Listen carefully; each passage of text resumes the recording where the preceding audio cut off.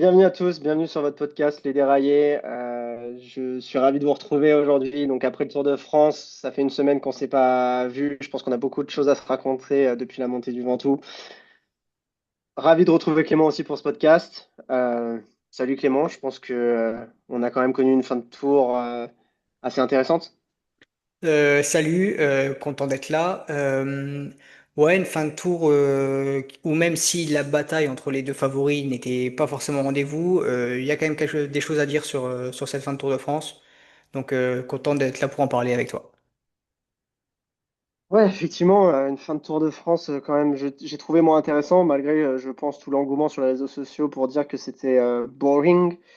On a quand même connu une ascension du Ventoux assez intéressante, avec Oui. enfin une victoire française.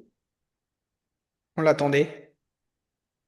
On l'attendait. Et puis on l'attendait sûrement pas de peut-être par épingle de la Soudal, même si Van Wilder était quand même assez content après la course. Qu'est-ce que tu en as pensé peut-être de cette victoire? C'est peut-être le premier point important de cette dernière semaine. Oui, c'est une victoire française, du coup forcément c'est un point important pour nous en tant que Français. Mais j'ai aussi l'impression que cette étape du Ventoux, finalement, ça a peut-être été la plus belle de cette fin de Tour de France. Parce qu'on a eu une montée du Ventoux magnifique, que ce soit dans l'échappée, dans le groupe de contre, ou les deux favoris qui, du coup, pour le coup, on dit qu'il n'y a pas eu de bataille sur cette fin de tour. Au moins sur le Ventoux, il y a eu une vraie guerre avec plusieurs attaques de Vingegaard, deux attaques, il me semble, de Pogacar et un sprint entre les deux. Enfin, Pogacar qui attaque à 100 mètres de l'arrivée pour gagner quelques secondes. Oui, effectivement. Et puis, on a eu quand même aussi une belle passe d'âme entre Oscar Hanley, Florian Ippovic, Primoz Roglic, qui à ce moment-là, quand même, on a l'impression, est capable d'aller chercher cette troisième place. Euh, on a aussi eu le fameux et l'increvable Benelli qui encore m'a impressionné. Je ne pensais pas qu'il était à ce niveau-là sur les longues montées. Après, je pense qu'il était dans la forme de sa vie. Je pense qu'il On était a le plus aussi fort ce jour-là, hormis les deux favoris. Ouais, tout à fait. Je pense aussi, on a eu aussi Julien Alaphilippe qui a tenté sa chance et ça fait plaisir, surtout après le coup de Carcassonne. Euh, c'est quand même, pour moi, effectivement, un point de passage puisqu'on a eu l'impression que Vingegaard avait enfin envie d'essayer, qu'il avait les jambes ce jour-là pour essayer. Et j'ai même envie de te dire, alors, je pense pas qu'il soit complètement au niveau qui était le sien avant cette chute au Pays Basque. On verra bien s'il arrive à le retrouver un jour de l'année dernière, mais j'ai trouvé quand même Pogacar plus en difficulté. Il dit qu'il a voulu gérer et pas se cramer. Je pense qu'il y a eu effectivement peut-être la fatigue de cette dernière année et demie qui a commencé à se ressentir dans ses jambes, et que mentalement, on l'abordera après, où il commence peut-être à décrocher. Euh, j'ai trouvé ça intéressant de le voir souffrir. On l'a vu grimacer comme on l'a jamais vu ces derniers mois quand même. Oui, on a clairement vu pendant les attaques de Vingegaard que, alors certes, il tenait la roue, qu'on ne le voyait pas dans une difficulté extrême, il n'a pas décroché, mais on le sentait pas forcément serein. Euh, Parce que en général, quand on l'attaque, ça lui fait pas spécialement plaisir et il en met une juste derrière. Là, il a décidé d'attendre que Vingegaard en mette plusieurs pour ensuite décider de contrer et il a contré sur la fin. Il n'a pas décidé de partir de loin. Oui, et puis il Donc a même pas réussi à le décrocher. C'est ça oui, il le point prend deux important. secondes sur la ligne, mais Oui, c'est mais même vraiment sur pas grand-chose l'attaque quoi. d'avant, comme tu disais, sur l'attaque Oui. d'un kilomètre et demi, alors on sait qu'il y avait du vent, mais euh, il n'a pas fait du tout l'écart. Il y a eu un écart de 1 mètre, mais il l'a même pas mis à 10 mètres et Vingegaard a recollé après. Non, non, il n'a pas Hmm. réussi à le décrocher de la roue. Et ça, c'était impressionnant. Après, c'est vrai qu'il a fait tellement d'efforts dans les Pyrénées pour se mettre à l'abri que peut-être il le sentait venir. Mais c'était intéressant et je pense que ça a conditionné beaucoup la suite. On est arrivé après, si tu me corriges, on a eu le sprint de Milan et on a eu donc c'est arrivé après un peu après au col de la Lose. Oui, c'est ça, col de la Lose. Euh, Au col de la Lose par l'autre versant qu'on ne connaissait pas jusqu'à présent. On sait que l'autre versant a été terrible pour Pogacar 2 fois. Je Hmm. pense qu'il avait envie de s'en mettre comme on disait la dernière fois. J'ai pas trouvé un Jonas Vingegaard impérial. Pourtant, la course a été euh, hyper intéressante pendant les 70 premiers kilomètres. Et puis Oui. après, plus rien. Je pense qu'on peut s'attarder quelques minutes sur cette étape-là. On a tous les deux notre analyse qui se rejoignent. Euh, Qu'est-ce que tu en as pensé, toi, de cette tactique Visma? Et même après, on va parler de l'hypoviste. Ben, la tactique Visma, au début d'étape, je me dis, enfin, on a la Visma qu'on connaît, qu'on n'avait pas tellement vu sur ce début de Ouais, tour. c'est vrai. On a une équipe dominante qui collectivement et individuellement était autant collectivement on a l'habitude, individuellement ça dépend des états de forme. Mais là dans les deux cas, je la trouvais plus forte que la UAE. Ça a décidé d'attaquer de loin. Ils ont réussi à isoler Pogacar. On a vu dans la montée du Col de la Madeleine, quand Pogacar était seul, qu'il était beaucoup à l'oreillette. Du coup, peut-être qu'il y avait un peu de panique et qu'il demandait où étaient ses coéquipiers, est-ce qu'ils allaient être capables de rentrer. Je pense que le maillot jaune ne voulait pas se retrouver seul. Donc la tactique Visma était vraiment très très bonne Elle était jusqu'au... huilée. Oui, c'est ça. Et au bas de la descente du Col de la Madeleine où là c'est parti en cacahuète avec Jonas Vingegaard et Matteo Jorgensen qui... Incompréhensible. Ouais, c'est vrai. Pour en revenir sur cette colle de la Madeleine, quand Sepp Kuss s'écarte et que Jonas y va, là encore, on voit un Pogacar qui grimace. Alors, on saura à la fin de l'étape que peut-être que Jonas avait de très bonnes jambes, mais peut-être pas aussi excellentes qu'il les attendait.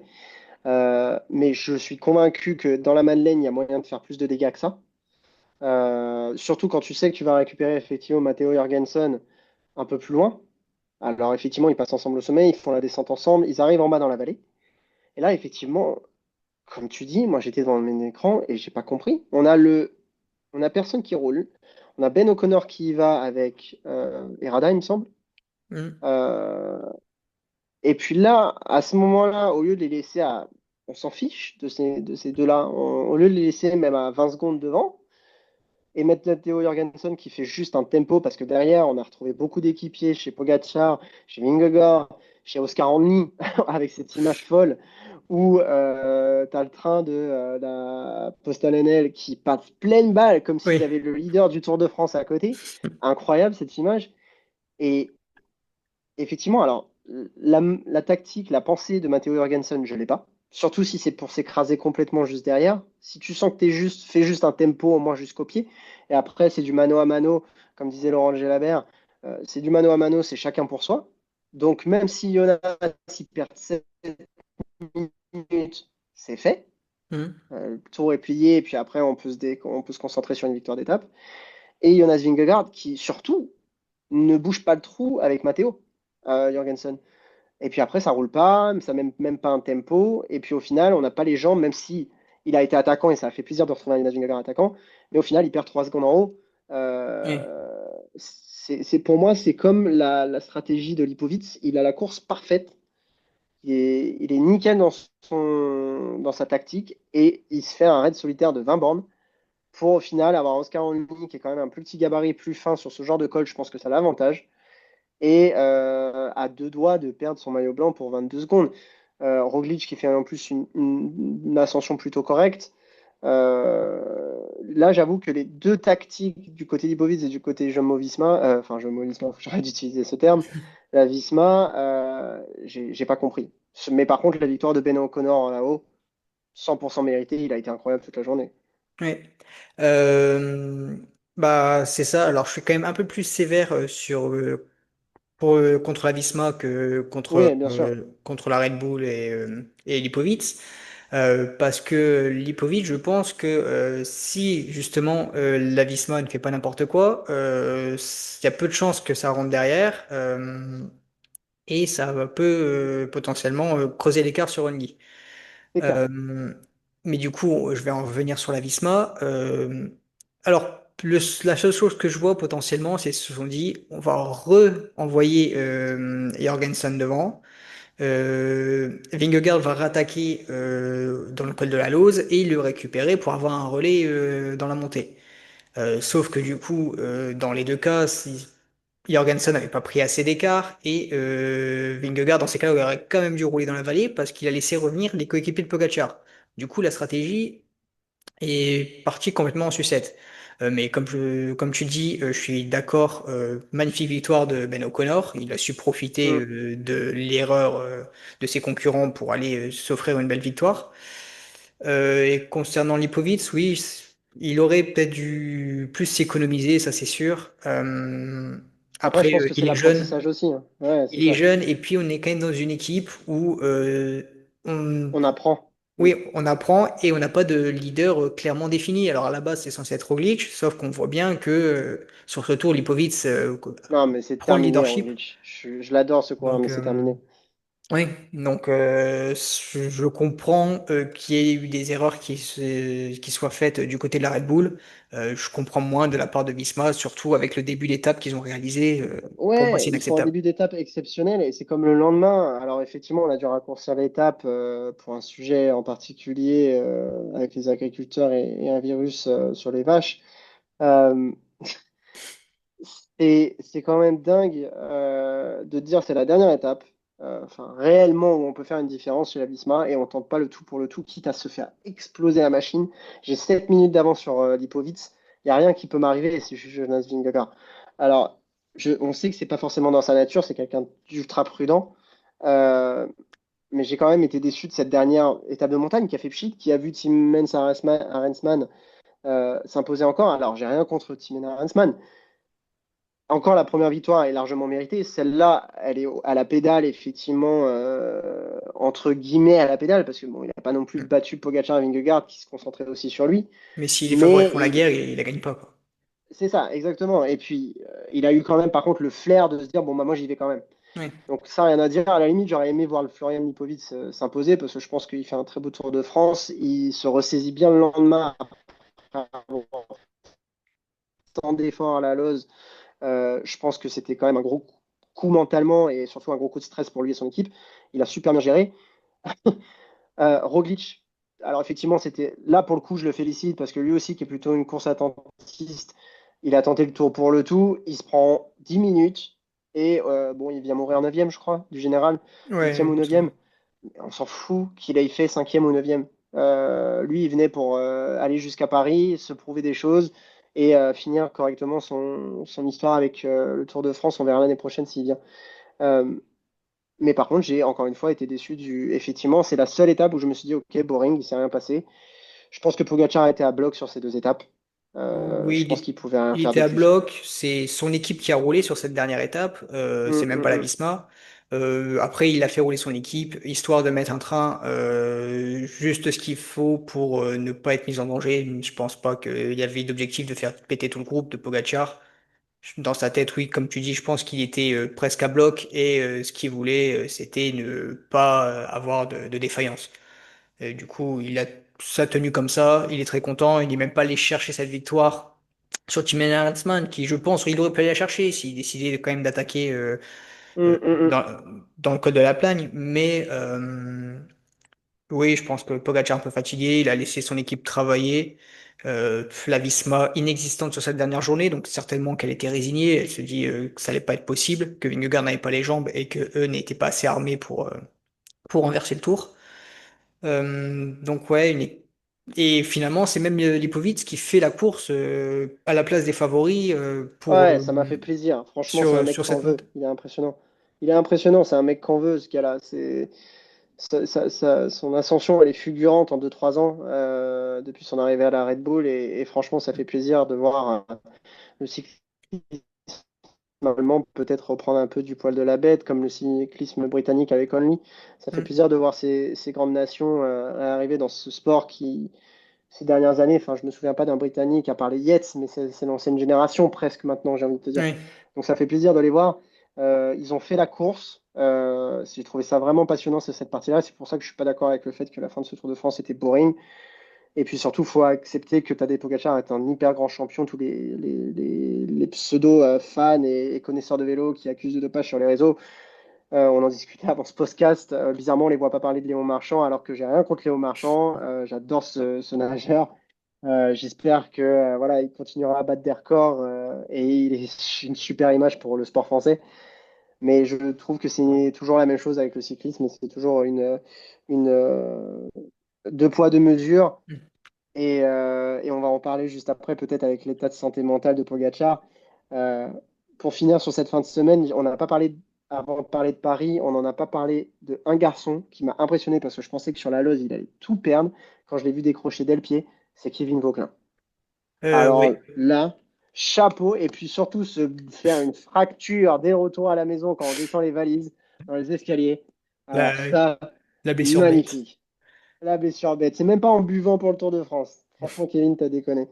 Mais impressionnant son ascension. Enfin, il a géré jusqu'au bout, à contrario de Roglic. Alors effectivement, on n'est pas à faire la course de la même manière des deux. Hmm. Mais je sais pas ce que tu en as pensé, mais Kevin Vauclin, enfin, Bah, c'est et ça. comme Gega aussi, qui a fait une super course. Oui, bah, du coup, je vais parler des deux. Donc, Kevin, il a été, bah, cette dernière étape, ces deux dernières étapes, ont été à l'image de son Tour de France. Au début du Tour de France, Hmm. il est resté accroché au leader parce que c'était des étapes auxquelles il pouvait potentiellement jouer la victoire. C'est pour ça qu'il s'est retrouvé bien classé. Et après, il a su gérer parfaitement, alors que d'autres étaient meilleurs que lui, certainement en montagne, certainement plus explosifs. Il a su encaisser, amortir les attaques et du coup, finalement, ne perdre pas trop de temps à chaque étape pour réussir à se classer septième du Tour de France, et ce qui était clairement pas donné au départ du Tour. C'est Bravo à clair, Kevin c'est Vauclin, clair. avec une équipe alors qui au final finit quatrième général par équipe, même si on sait que ça veut pas spécialement dire tout dire en fonction de qui a J'étais travaillé ou non, impressionné de cette équipe. mais qui est Cette avec équipe une a été équipe incroyable. qui est probablement le plus petit budget du Tour et qui a fait un magnifique Tour de France par rapport à ses capacités de base. Pour Jordan Ouais, Jegat, scénario un peu différent. Il a décidé de tout tenter pour aller chercher sa dixième place. Il a dû partir de loin. Du coup, ça n'a pas forcément fait plaisir à un certain Velasco qui a eu un comportement complètement inadmissible. mention spéciale à nos amis italiens. Oui, c'est ça, parce que du coup, forcément, ça roulait derrière pour ne pas faire laisser trop de champ à Jordan Jegat, et du coup, ça n'a pas plu à Velasco, sauf qu'il faudrait qu'il apprenne que, alors je comprends que ça peut être frustrant, Mais mais chacun la sa course. course, il a fait comme il veut, en fait. Par exemple, si Pogacar avait voulu se mettre dans l'échappée, alors on sait très bien que tout le monde aurait suivi derrière, mais il peut. Tout le monde peut faire la course comme il veut. Tu attaques quand tu veux, si tu ne veux pas rouler, si tu veux prendre les relais, tu fais ce que tu veux. Il n'y a aucune règle là-dessus. Donc, D'accord avec toi. Velasco n'a rien à dire et bravo à Jordan Jegat qui a utilisé une stratégie qui s'est avérée payante. Ouais, je suis d'accord. Et puis, en parlant toujours de faits de course, mention spéciale effectivement pour les faits de course, puisque c'est cette dernière étape avec le format particulier, j'étais pas forcément fan au début du tour, parce que je trouve que pour les sprinters, c'est quand même cool de pouvoir arriver sur les champs et de pouvoir sprinter après avoir passé quand même toutes les montagnes. Donc, je pense que ce format Montmartre, c'est peut-être à récupérer pour les années futures, mais peut-être pas tous les ans. Et Hmm. surtout, à mon avis, un fait de course qui a surtout aidé au spectacle dans le final et surtout à éviter des chutes idiotes, c'est le fait de geler les temps. Ouais. Geler les temps, ça a permis à des Kevin Vauclin d'essayer de prendre le coup. Ça a permis à Matteo Jorgensen de y aller, à Wout van Aert de se retrouver dans le coup. Quelle victoire d'ailleurs de Wout van Aert, ça m'a fait super plaisir, même si j'avoue qu'une victoire de Pogacar en jaune sur les champs, ça aurait été incroyable, une image forte. Et ça permet justement, effectivement, à Pogacar de faire la course. Et en parallèle de la course, on peut peut-être aussi féliciter tous les gens à Rue Le Pic. C'était incroyable comme image Alors, de voir les coureurs prendre des bières, s'amuser, clapper des mains et faire les holas. J'ai trouvé ça génial. J'ai trouvé que c'était une super vitrine. Donc, si on passe par Montmartre, ok, mais peut-être avec garder ce format de geler les temps. oui, je suis d'accord. On a eu, du coup, on ne savait pas trop à quoi on pouvait s'attendre sur cette dernière étape. On a eu un spectacle magnifique, que ce soit du coup les coureurs qui ont fait la course. Comme tu dis, peut-être que geler les temps, ça a pas mal aidé. Aussi la part du public, l'image où la moto caméra filme les marches devant Sacré-Cœur, c'est magnifique. Où il y a une foule énorme. C'était super du coup de voir ça sur cette dernière étape du Tour. Moi aussi très content de la victoire de Wout van Aert. Alors parmi les coureurs que on considère comme que beaucoup considèrent comme les fantastiques, mes deux favoris sont Pogacar et Van Aert. Donc forcément, voir une bataille entre les deux, ça m'a fait plaisir. Et ça m'a fait d'autant plus plaisir que ce soit Van Aert qui se soit imposé avec les difficultés qu'on lui a connues ces derniers temps. Mm, mm, Même si mm. finalement il fait une pas si mauvaise saison que ça, il est quand même souvent placé. Euh, Ouais, c'est clair. mais cette victoire est très belle. Alors on pourra voir est-ce que c'est pas aussi parce que Pogacar était aussi très fatigué de son tour. Mais en tout cas, magnifique victoire. Et Oui, ça enlève rien quand même. Et ouais. pour une fois, j'ai envie de te dire, la Visma a fait une bonne stratégie, hein. Oui, clairement, je pense que Jorgensen a aussi forcé Pogacar à rouler un peu sur lui dans le final et du coup ça a aidé, ça lui a usé quelques forces et forcément ça a aidé Wout van Aert. Concernant le parcours, du coup à la base j'étais plus OK avec ce parcours que toi qui avait un peu plus de doutes. Et finalement, même si je me suis régalé, je me dis, c'est vrai que je veux pas que ce soit ce parcours-là tous les ans. Du coup, Mm, mm, mm. c'est vrai qu'on pourrait remettre le parcours habituel, un simple sprint sur les Champs-Élysées, ou comme tu avais dit, tu en avais parlé, il me semble, sur notre premier podcast qu'on avait fait où on a fait une présentation du Tour remettre la rue de pique, mais à 20 bandes de l'arrivée, par exemple.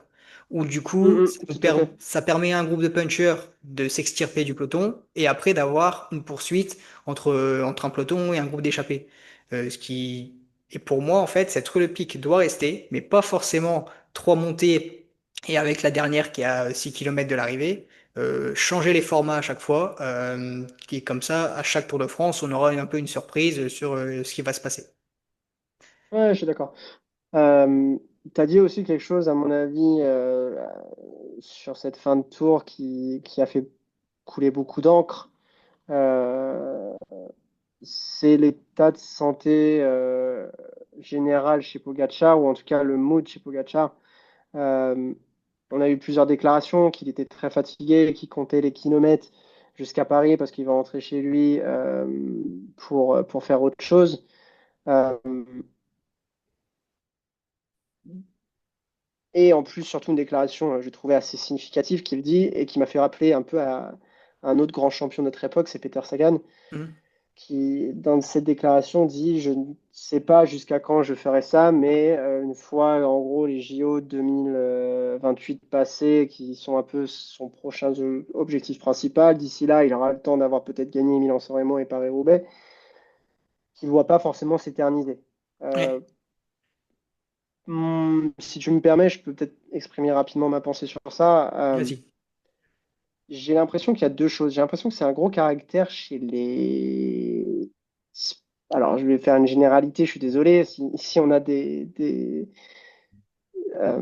des écoutes du côté avec des origines d'Europe de l'Est, mais quand on regarde Luka Doncic, Peter Sagan, euh, là maintenant Tadej Pogacar et d'autres sportifs, on a l'impression que c'est des coureurs ou en tout cas des sportifs qui ont cette volonté de marquer leur sport, d'être les meilleurs, mais qui n'ont pas la volonté de sacrifier leur vie de famille, qui n'ont pas la volonté de sacrifier toute leur vie.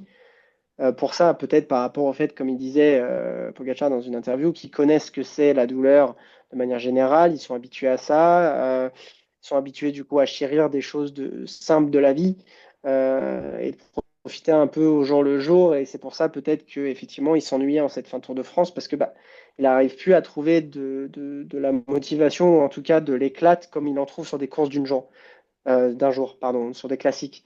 D'où le fait que l'arrivée à Montmartre avec le gel des temps, je pense que pour lui, ça a été une libération. Il Mm. l'a apprécié, il l'a dit en interview que ce parcours-là lui a donné envie. Mm. Alors qu'il avait bien dit avant le départ que je ne sais pas s'il ferait la course. Donc, comme quoi, il veut jouer, il veut trouver du plaisir. Et, euh, et je pense qu'il y a deux autres choses qui s'ajoutent à ça. La pression psychologique et médiatique qu'on lui impose, que ce soit par rapport aux réseaux sociaux avec le dopage, la triche, que ce soit les médias qui sont constamment sur son dos à vouloir savoir comment ça se passe, est-ce qu'il s'ennuie, enfin voilà, le mettre dans cette sphère de devoir faire la course, parce qu'on lui a reproché d'avoir plié le Tour de France à 15 jours, on le disait dans notre dernier podcast, et au final, quand lui, il fait pas la course, on s'ennuie. Là, il va pas sur le Tour d'Espagne, on va voir comment ça se passe avec Juan Ayuso, Joao Almeida et Vingegaard qui reste quand même pour moi avec les meilleures références en montagne. On va voir si Mm. Juan Ayuso, qui apparemment est sur le départ avec son caractère spécial, reste peut-être un ton en dessous de Jonas Vingegaard et Joao Almeida qui est un coureur exceptionnel, mais qui selon moi n'a pas les mêmes références en montagne. On verra comment ça se passe. Mais bon, on verra aussi les reproches qu'on pourra faire à Jonas Vingegaard s'il domine le Tour d'Espagne. Et le deuxième point, j'ai l'impression que c'est aussi très lié à notre génération, puisque tu as le même âge que Pogacar, j'ai un an de plus. Euh, on le voit quand même avec les générations qui arrivent, avec cette anxiété de vouloir quand même être performant. Le niveau est de plus en plus haut. Je discutais encore avec un junior hier à l'entraînement qui me disait que l'autre jour, il a fait une course nationale. Déjà, il y a de moins en moins de courses. Et en plus, pour courir en national, c'est des courses avec 45-48 de moyenne. Hmm. Moi, je me souviens pas de courses en junior, on faisait des 48 de moyenne, même en courant avec des adultes Oui. semi-pro et élite. Ou en tout cas que très rarement. Euh, j'ai l'impression qu'on leur met quand même aujourd'hui dans cette génération des jeunes sportifs une pression énorme, surtout sur des sports ultra médiatisés comme ça, qui fait que bah, on a des cas comme Joao Félix dans le football qui part en Arabie Saoudite. On a Tadej Pogacar qui commence à présenter des signes de lassitude et de peut-être problèmes de santé mentale. On verra comment ça se passe. Je pense qu'il arrivera à retrouver du plaisir dans quelques mois après s'être reposé. Euh, il y a un réel sujet, je trouve, de la santé mentale chez les jeunes sportifs. On en voit de plus en plus. On a vu Simone Biles aussi dans la gymnastique récemment. Oui. Donc, je ne sais pas si toi, tu as vu ces mêmes signaux, mais j'ai trouvé ça quand même assez inquiétant, ou en tout cas inquiétant de notre point de vue de vouloir avoir du spectacle. Et maintenant, Hmm. par contre, tout à son honneur de savoir que bah, il sait où il va et il sait ce qu'il veut. Oui, ben, cette saison, c'est vrai qu'on a eu un changement du comportement de Pogacar depuis le Dauphiné, j'ai l'impression. Au Dauphiné, on a dit, ouais, Pogacar se met un peu au trash talk. Il a commencé, quand il a dominé les étapes de montagne, il a commencé à dire, je voulais vite rentrer pour regarder la course de ma femme, ce genre de choses. Parce que du coup, sa femme est aussi coureur cycliste. Hum. Euh, et du coup, au début, on s'est dit c'est un peu du trash talk. Mais je me dis, est-ce que le fait justement de commencer un peu à parler, de provoquer, est-ce que c'est pas aussi un moyen pour lui de se rajouter de l'enjeu, de s'amuser un peu? Parce que c'est vrai que du coup, quelques semaines après sur le Tour de France, on a vu sur les étapes, surtout dans les Alpes, où un Pogacar qui n'a pas l'air spécialement heureux. Je le vois à l'arrivée à la Plagne. Il passe la ligne d'arrivée, il va tout de suite sur son entraîneur, et j'ai l'impression de voir un mec dépressif. Il est même pas content de Ouais, c'est voir clair. gagner le Tour de France, parce qu'on sait très bien qu'à l'arrivée à la Plagne, il avait gagné le Tour. Sauf s'il terminait pas l'étape des Champs, mais bon, on sait très bien qu'elle allait certainement finir. Euh, on le voit vraiment très peu heureux. Je pense que du coup, il était aussi fatigué parce que sa saison, même si au final, en termes Ouais. de jours de course, c'est pas si excessif que ça parce qu'il a vraiment choisi ses courses, mais en même temps, il a choisi que des courses de très haut niveau et qu'il a décidé de toutes Hum. gagner. Donc, forcément, il y a la fatigue accumulée, la pression, comme tu dis, médiatique sur lui. Donc, des gens qui l'accusent de dopage, la pression aussi tout simplement parce que forcément quand tu gagnes tout, bah tu dois aller les podiums, aller voir les journalistes, tu passes beaucoup de temps là-dessus et la pression de son équipe parce que alors je connais pas les salaires exacts mais je pense que c'est le plus gros salaire du peloton. Et 8 millions, je Euh, crois.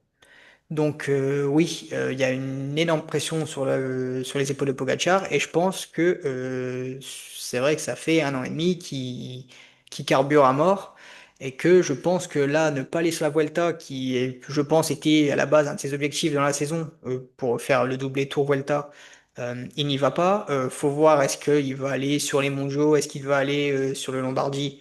Je sais pas, mais à la limite, pour moi, s'il se prend 6 mois et qu'il arrête sa saison maintenant, honnêtement, qu'il le fasse.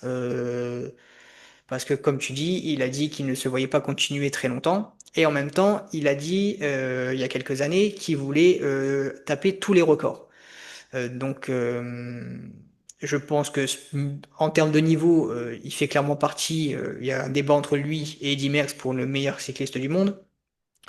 Mais s'il s'arrête à 30 ans, comme il l'a dit, c'est impossible qu'il prenne tous les records d'Eddy Merckx. Je pense que même s'il Ouais. termine plus tard, ce sera compliqué. Donc il ne pourra pas en arrêtant avant.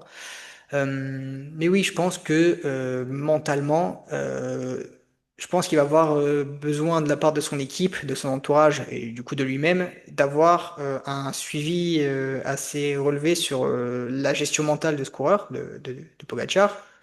Parce que oui, il semble épuisé mentalement.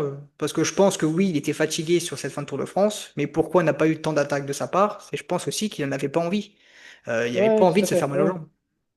Ouais, et puis, faut pas oublier une chose, le grand public pense peut-être que c'est que depuis 2020 qu'il est à cette demande constante. Je pense que ça fait réellement depuis 2023 où il demande lui-même, envers lui-même, une excellence maximum, mais ça fait à 27 ans, 10 ans qu'il est Oui. entraîné à ce niveau-là. Faut pas oublier une chose, comme je disais, quand j'ai parlé avec un junior tout à l'heure, enfin tout à l'heure hier, qui a 17 ans, qui vient de passer le bac, qui m'a dit qu'il s'entraîne énormément pour des fois très peu de résultats. Alors effectivement, on n'est pas tous Pogacar, on n'est pas tous Mark Cavendish, on n'est pas tous un grand coureur de cyclisme. Mais la pression de la performance aujourd'hui est de plus en plus importante chez n'importe quel sportif. Donc si en plus, effectivement, comme tu disais, on rajoute le fait que ce soit le plus gros salaire du peloton avec 8 millions, le fait que c'est le leader principal de UAE, qui a investi massivement au-delà de son salaire, qu'on compte sur lui pour faire le spectacle, que s'il fait trop le spectacle, on s'ennuie, donc du coup on l'accuse de choses, donc médiatiquement c'est lourd à porter. Comme tu disais, en haut du col de la Hausse et de la Plagne, il était avec son bonnet et ses gants, il avait envie d'une chose, c'est rentrer dans le bus et aller dormir. Oui. Donc,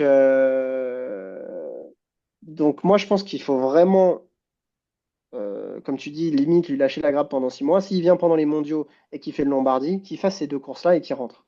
Mm. Voilà. Il faut qu'il se préserve.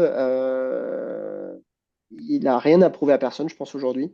C'est vrai. Euh, il a quand même fait la triple couronne l'année dernière qui n'avait pas été fait quand même depuis très très longtemps. Il fait partie des 4 uniques personnes à l'avoir fait. Mm. Surtout dans le cyclisme ultra moderne, c'est quand même une performance, je pense, qu'on respecte pas assez parce qu'on compare toujours à Merckx, mais c'est une autre époque, c'est un autre niveau d'entraînement. Il gagnera jamais autant, même s'il peut gagner les 5 grands monuments, ce sera jamais pareil en termes de statistiques. Par contre, en termes d'impact, moi, je trouve que c'est le plus grand coureur de tous les temps, même déjà à 27 ans. Oui. S'il gagne encore 2 Tours de France, qui s'arrête à 6, qui va gagner ses Jeux Olympiques en 2028 et qui nous disent l'année suivante, après avoir porté un an l'Élysée or, je m'arrête, tant mieux. Il sort par la grande porte, on lui le reprochera jamais et c'est le plus grand coureur de tous les temps. Et je pense qu'il y a d'autres coureurs qui doivent mettre ça en avant. Guillaume Martin en avait parlé l'année dernière. On a aussi Lilian Calmejane qui en avait parlé à un autre degré. Je pense qu'aujourd'hui, c'est un sport très demandant, comme la plupart de tous les sports. Et je pense que euh, c'est assez inquiétant et en même temps, comme tu dis, honorable de sa part hein, de savoir ça. Oui. Et parce qu'on parle du coup de Pogacar, tu dis que dans le sport, globalement, oui, il y a une pression qui est de plus en plus forte dans tous les sports. Dans le cyclisme, chez les juniors, c'est vrai que à l'époque, on a fait des cours juniors de haut niveau, mais on va pas se mentir, la pression sur nous n'était pas énorme. Hum, Et hum, c'est hum. vrai que j'ai l'impression qu'aujourd'hui, tous les juniors qui participent aux courses auxquelles on participait à l'époque, on leur dit, tu dois devenir pro. Euh, et on voit que beaucoup de coureurs arrivent près de plus en plus tôt. Sexas, Remco est arrivé en forme, il n'a même pas passé chez Espoir, il était arrivé déjà d'un niveau pro. Donc oui, les coureurs sont sont prêts de plus en plus tôt. Et du coup, on parle de Pogacar depuis tout à l'heure, mais en début de Tour de France, on a aussi la femme de Jonas Vingegaard qui a fait une déclaration en disant que lui aussi, mentalement, il avait beaucoup de pression sur les épaules Hum, et hum, que hum. la Visma lui en demandait trop et qu'il était certainement mieux chez lui au Danemark. C'est lui au Danemark, ouais. Donc, on voit aussi que Tadej Pogacar n'est pas le seul dans ce cas, parmi les meilleurs cyclistes au monde, à ressentir un peu une pression peut-être trop forte, une fatigue mentale qui, je pense, doit être pas soignée, mais il faut se pencher dessus parce que c'est bon pour personne d'être épuisé mentalement à cause d'une pression trop forte. Ouais, je suis d'accord avec toi. Je suis tout à fait d'accord avec toi. En tout cas, là, on a le Tour de France féminin. On en reparlera sûrement dans un podcast la semaine prochaine. Mm. On va laisser la course se décanter. On espère une belle victoire de Pauline Ferrand-Prévot. Ce serait génial pour le Tour de France féminin et pour le cyclisme féminin en France. On a la Vuelta qui va arriver très vite avec déjà une équipe UAE qui est stacked up et qui va être super intéressante à avoir évolué, surtout si Juan Ayuso part l'année prochaine. Mm. On va pouvoir faire peut-être aussi, je pense, un format un peu spécial sur les possibles transferts sur les mois à venir. On sait que ça va commencer dès vendredi. On attend des grosses nouvelles, on espère, du côté français et du côté belge avec Remco Evenepoel, qui tient tout le monde en haleine. En espérant que les équipes françaises ne se fassent pas dépouiller. On espère aussi, je crois que Decathlon a prévu des gros recrutements aussi. C'est pas pour Decathlon, J'espère, oui. J'espère aussi que Arkea trouvera un repreneur ou en tout cas que les sponsors peut-être s'arrangeront sur quelque chose parce que c'est quand même une belle équipe comme tu disais sur ce tour. Donc voilà, pas mal de formats qu'on vous prépare. On va peut-être commencer aussi des reels pour faire des formats un peu plus courts pour vous. On va essayer d'améliorer pas mal de petites choses sur les semaines à venir. Ce mois d'août va nous permettre de mettre tout ça en place. Euh, et puis surtout, on va pouvoir aussi peut-être vous proposer d'autres formats un peu plus orientés. Euh, Peut-être pas encore entraînement, mais peut-être sur l'autour, le autour, l'environnement du vélo, Oui, avec peut-être des formats sur la diététique, sur des phases de progression, comment s'y mettre. Donc voilà, on a pas mal de choses qui sont prévues et on espère que ça vous plaira. En tout cas, merci de nous avoir encore écoutés et bon bah à bientôt. Merci Clément de ta dispo pour ce podcast et on vous embrasse tous sur les déraillés. à bientôt.